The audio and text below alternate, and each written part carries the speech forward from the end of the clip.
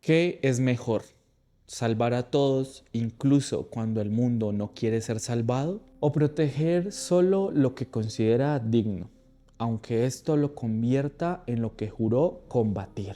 Esta es la pregunta que rompe a Suguru Geto, no como villano, sino como hombre. Y esa misma pregunta, aunque no se reconozca, también habita en muchas mentes que creen estar bien. Esta es la historia de una caída al abismo. No es la historia de un hombre que nació malo, sino la de un hombre que amó tanto su deber que terminó asqueado de él. En el mundo de Jujutsu Kaisen, Suguru Geto era el hechicero modelo. Imaginémoslo, brillante, joven, con una moral inquebrantable. Su lema era simple: la hechicería existe para proteger a los no hechiceros. Era el ancla emocional de su mejor amigo, el intocable Satoru Gojo. Juntos eran considerados los más fuertes. Pero Geto tenía una maldición personal, un secreto que nadie más compartía. Su poder consistía en absorber maldiciones, pero para ello necesitaba convertirlas en esferas negras y luego tragárselas. Él describía ese sabor como algo indescriptiblemente asqueroso, como si estuviese intentando tragar un trapo sucio con el cual se limpia el vómito. Y así, día a día, Geto se tragaba la inmundicia del mundo para salvar a personas que ni siquiera sabían que existía. Aquí verdaderamente empezó la grieta. Geto se preguntaba: ¿para quién estoy haciendo esto realmente? El día en que todo se volvió feo y ocurrió este punto de no retorno para Geto, ocurrió en una misión intentando proteger a Riko Amanai. Geto vio lo peor de la humanidad. Observó cómo, entre risas y aplausos, personas comunes, no hechiceros, o también llamados por él como monos, celebraban, aplaudían y reían bajo la mirada displicente del cadáver de la joven Riko. En este momento, el trapo sucio que tragaba Geto se volvió en veneno. El sonido de estos aplausos y risas quedó grabado en él como un zumbido incontrolable. Ya no veía personas las cuales debía proteger. Veía una plaga de monos, las cuales, con su odio, generaban maldiciones que lo obligaban a tragárselas. Geto siempre era quien recogía los restos. Era quien exorcizaba maldiciones que generaban el odio humano. Era quien limpiaba el desastre que otros generaban. Aquí empieza la grieta. No con un grito, sino en silencio. Geto tragaba maldiciones literalmente. Su técnica lo obligaba a ingerir lo que representa lo peor del ser humano, ya que en esta escena del trapo sucio no solo nos muestra algo físico, nos muestra algo mucho más simbólico. Todo esto mientras Satoru evolucionaba al poder absoluto y Geto sucumbía al agotamiento moral. Ver morir compañeros, ver niños usados como herramientas, ver humanos comunes generando monstruos y luego pedir ser salvados. Y la pregunta empieza a ser persistente en su mente: ¿por qué proteger a quienes solo crean destrucción? Y aquí aparece la fractura real. No es odio, es asco. Además, cansancio. Se empieza a generar en Geto una deshumanización progresiva. Geto no deja de sentir. Siente demasiado.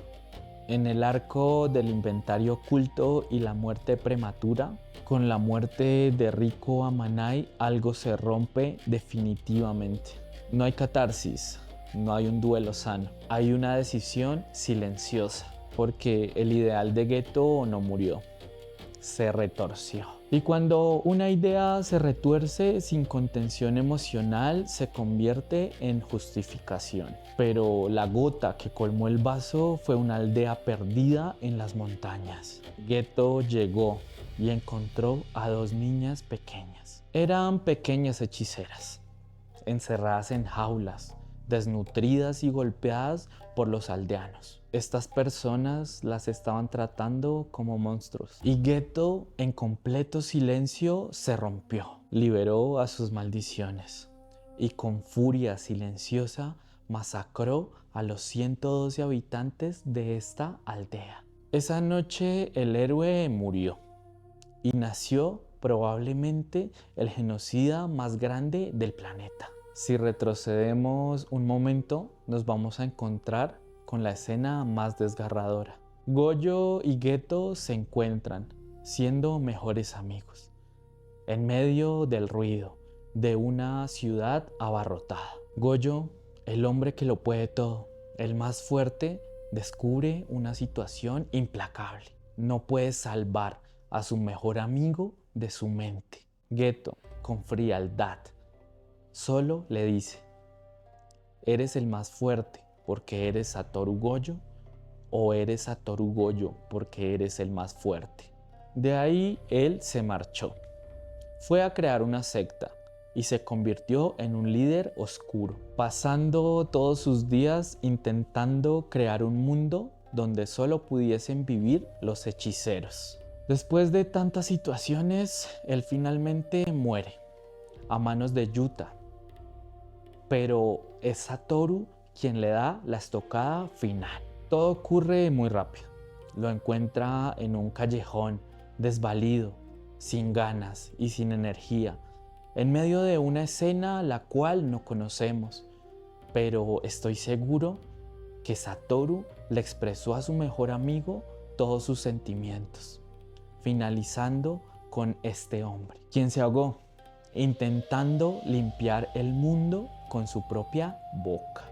La tragedia de Geto no fue su odio hacia el mundo, fue su odio hacia la debilidad humana, que lo obligaba a sufrir.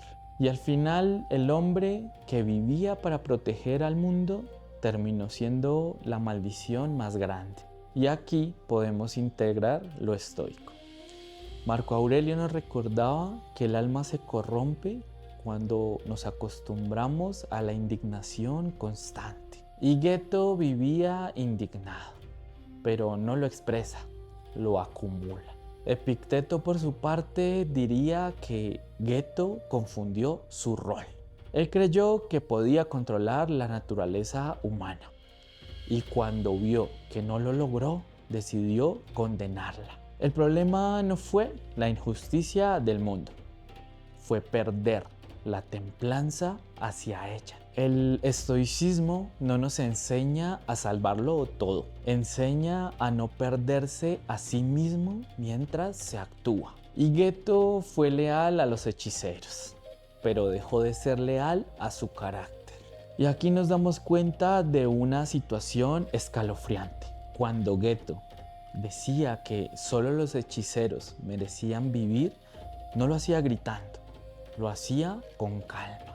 Por eso esta historia de Jujutsu Kaisen es inquietante. La transformación no es caótica, es lógica, desde una mente agotada. El enemigo no nace del caos, nace del orden, pero llevado al extremo.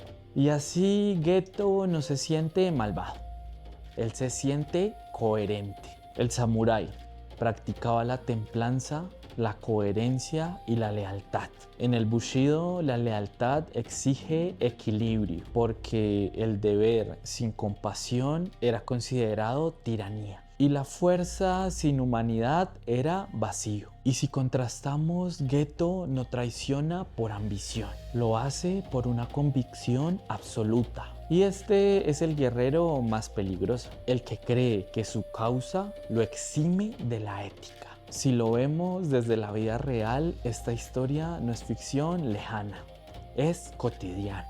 En el profesional que se vuelve cínico, en el padre que se endurece emocionalmente, en el terapeuta que deja de sentir compasión. Porque el peligro no es luchar, el peligro es hacerlo sin pausa, no descansar, no parar, sin regulación, sin tener en cuenta nuestras emociones. y tal vez sin ayuda, sin intentar buscar quien me dé la mano, quien me ayude a controlar mi situación emocional, personal e incluso relacional. Porque cuando la mente no se entrena, el propósito se vuelve resentimiento. Suguru Geto no es un monstruo, es una advertencia. Una advertencia sobre lo que ocurre cuando la fuerza no se equilibra con la templanza. Y esto es claro. En el dojo del silencio no se entrena para resistir más. Se entrena para no romperse por dentro. Si esta historia resonó en usted y si siente que su mente está cargando demasiado, el proceso terapéutico existe para reordenar, fortalecer y sostener situaciones importantes de su vida. No duden en buscar ayuda cuando lo necesiten. Yo estoy aquí para entregar mi conocimiento, mi fuerza y voluntad a cada ser humano que tome terapia conmigo. Soy Daniel, me gusta que me digan Chimu, soy psicólogo. Gracias por entrenar en silencio y recuerden que una mente sana no nace, se entrena.